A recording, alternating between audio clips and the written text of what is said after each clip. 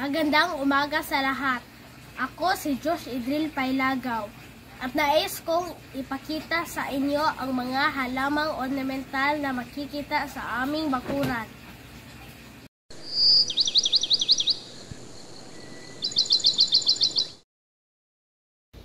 Ang oregano. Ito ay isang halamang medisinal. Ang kanyang mga dahon ay mabalahibo at makatas.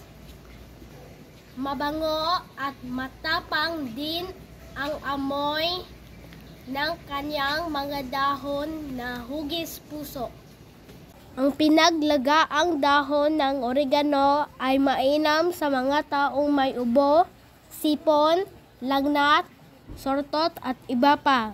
Bukod sa paggamit ng oregano sa mga karamdaman, ginawa din itong sangkap pampalasa sa mga pagkain. Ang mayana. Makukulay at iba-iba ang hugis ng dahon ng mayana. Ito ay mabalahibo at kulay lila ang kanyang mga bulaklak. Ang mayana ay saring halamang gamot. Ang dahon ng mayana ay karaniwang dinidikdik at ipinangtatapal sa ilang kondisyon sa katawan. Maaari din itong ilaga at ipainom sa mga may sakit.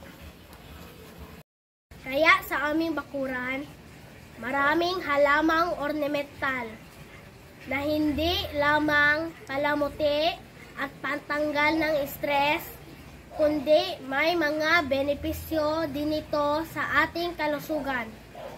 Maraming salamat!